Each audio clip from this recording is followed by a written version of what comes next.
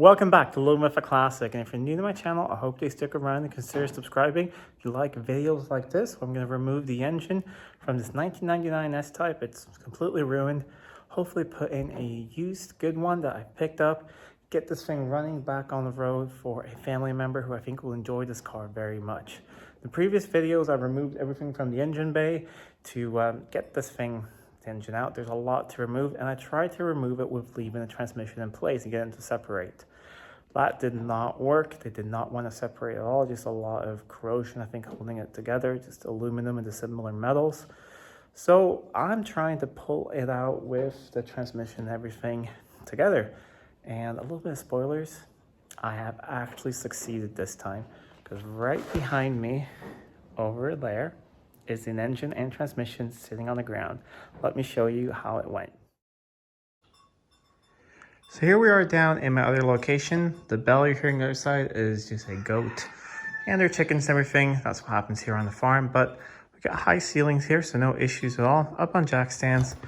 And I plan to remove the engine with the transmission, but I'm being a little bit stubborn. When I looked under there, I could see that the engine and transmission have started to separate. I mean, it's a millimeter or so. So I kept on trying, and I can feel it separating. Now I've gotten it to go forward so far that I can't actually lower it back down again. It's stuck on the studs of the engine mount. So I plan on taking off the top of the engine mount right down there. See if I can get those out of the way. Then I can maybe lower everything down just a little bit to be able to pull it forward enough without having a strain on everything. Get it to separate and see if that's possible, because then I don't have to disconnect all the other things on the transmission. So not really sure if that's going to work or not, but I want to try. Otherwise, of course, I have started to have a look at everything needs to be disconnected underneath. But I'll try and get those two bolts out there, see if I can get out of the way.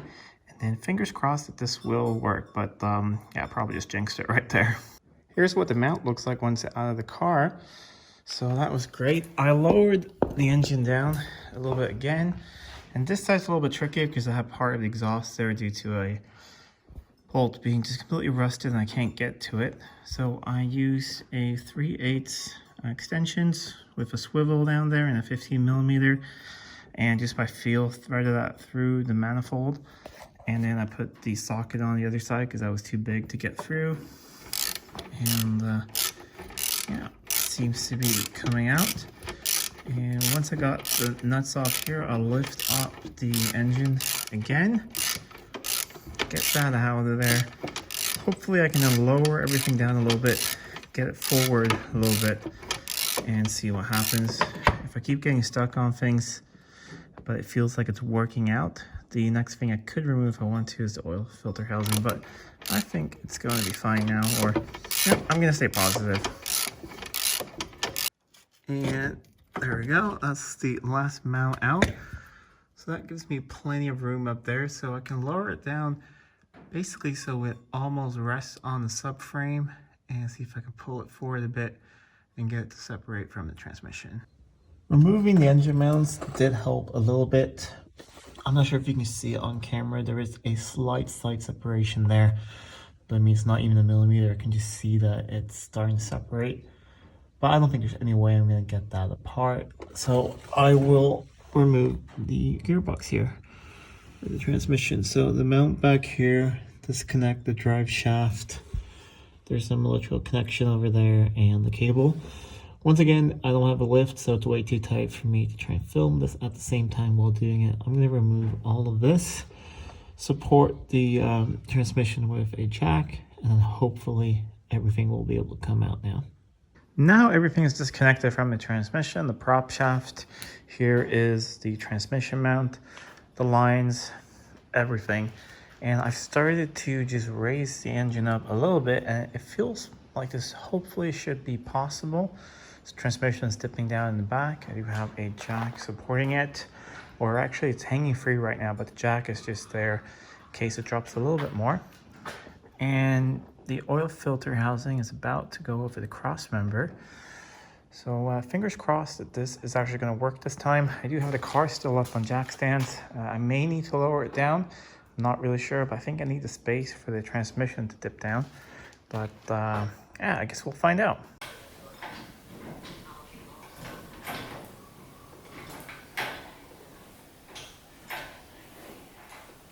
actually coming forward a bit as well, so that's really good. It is well above the crossbar now.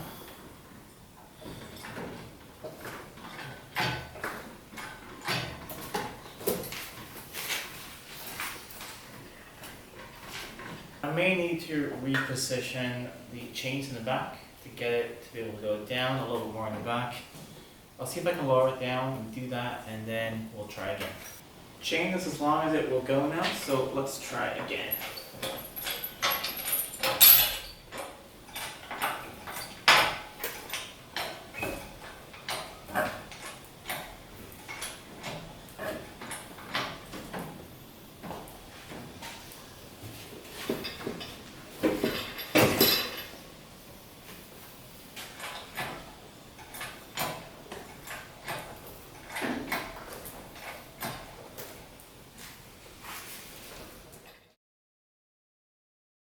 I think I found the issue and I have done some changes.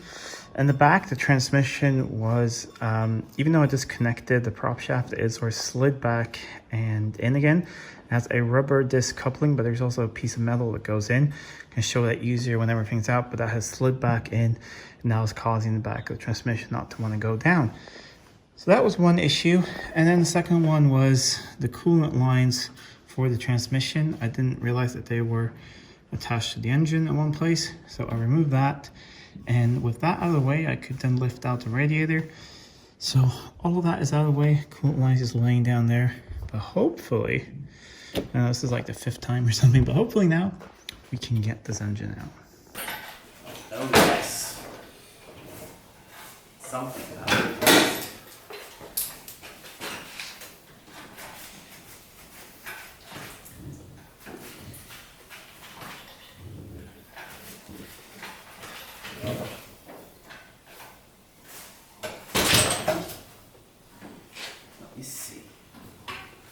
Alright, that is the line I disconnected from the power steering pump that is caught somewhere. Okay, that power steering line is now on the right side of the cross member, which is looped around and caught. Maybe I can continue lifting now. Things are pretty close right now. Close in many ways. I think I'm pretty close to getting it out, and it's very tight. It's pretty much touching up here, this front cross member, and almost back here with the windshield wiper mechanism. But when I lift it a little bit more now, the transmission is pretty much free of the front cross member. So I may try and change the angle a bit to then be able to get it down a little bit, to maybe get it back that way a little bit. But yeah, let's see what happens. This is where being 2 people would be great, but slow and steady wins the race, right?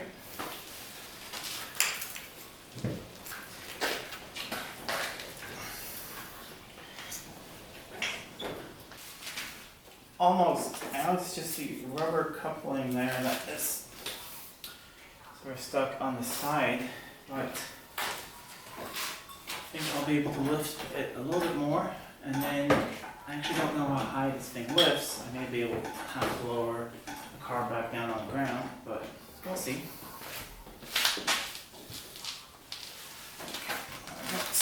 Stuck on that rubber thing there.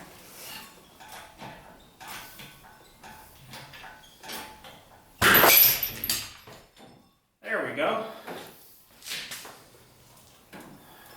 Okay, now nothing is touching anywhere. Do have a little bit leaking out the back. I think it's just the back of the pan because they're leaning that way. But let's see. Now the question is, how far does this thing lift up? And the answer is, I have no idea.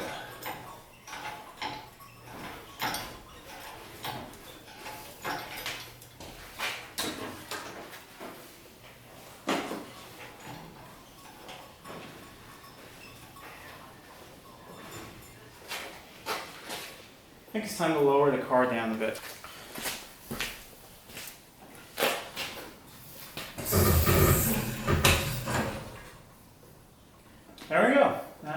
is pretty much out. I'm just gonna see if I can roll it back. Swing it across maybe like this. There we go. I think I'll almost clear the car to go back a bit more because it will go forward and go down.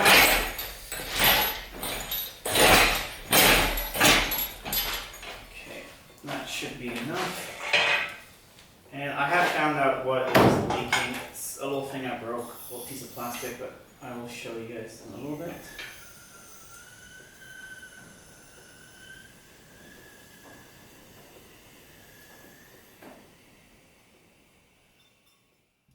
Here we have it, finally on the ground. I am so happy about this.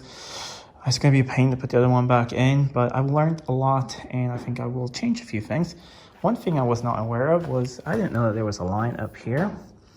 So I broke a little plug like this one over there, and that's what was just pouring out transmission fluid everywhere, and that's made an absolute mess. I'm going to get some something to soak that up with.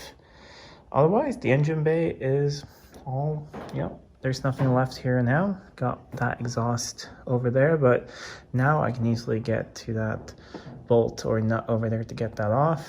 The other manifold is over here, which we know has snapped, so I will have some fun times getting those out, but at least I can see them on the other side, so hopefully I can get those moving out somehow. Otherwise, everything does look good in here. There's no rust or anything anywhere. I'll probably just give all this a clean for my friends so it looks nice with the new engine going in. But no rust, no nothing. Everything else seems to be fine. Just, a massive pool of ATF on the ground. I've moved the engine and gearbox a little bit back here to rest the gearbox on this mattress here to try and separate it. And I've been at this for a while, so it is very corroded in place. These are the guide pins I was talking about. There's one on each side, I believe. And yeah, similar metals. Every single time I knock, it's just corrosion falling out of the ground, like aluminum corrosion. But if you can see, I'm starting to get it to separate, really.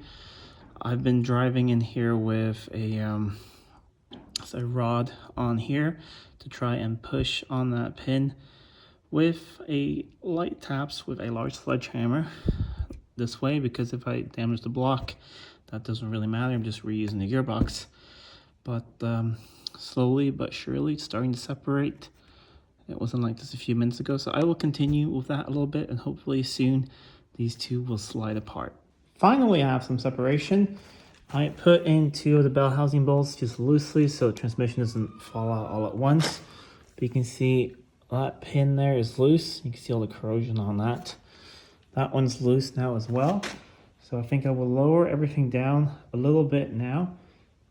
Take those two out, and hopefully this should slide apart. I'm just going to be really careful so that torque converter doesn't slip out of the transmission. And finally they're separated. That was quite a pain, but now they're apart, I can sort of see why, but we'll get into that a little bit.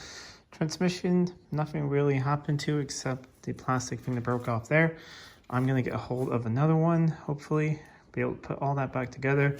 Transmission can stay here, then the new engine can come in here, hook it up to the crane, put them all back together, and it is pretty much lined up to go back into that engine bay.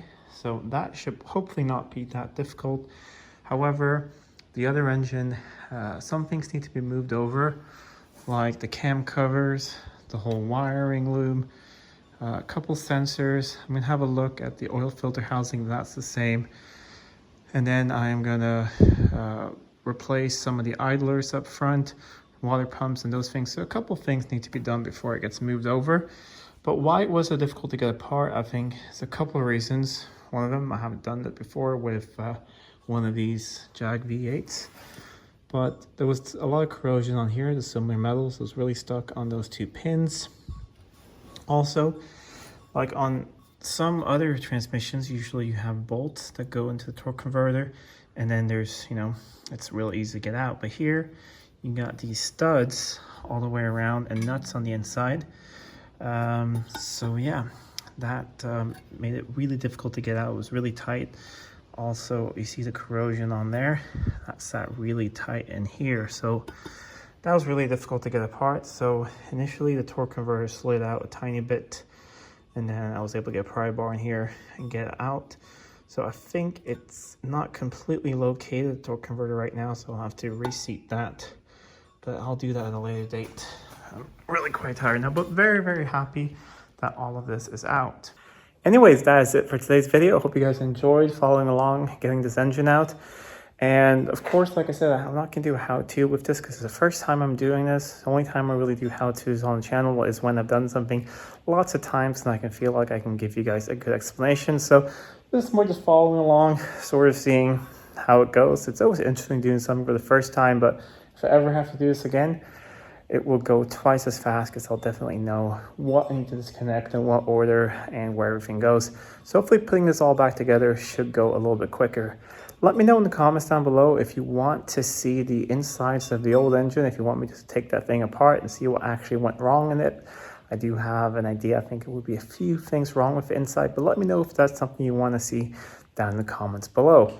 Anyways, if you like this video, please give a thumbs up, share it with your friends. If you're not already subscribed to the channel, please do subscribe to the channel. It really does help out a lot. Anyways, until next time, I'm Adam, and this was Living with a Classic. I'll see you soon.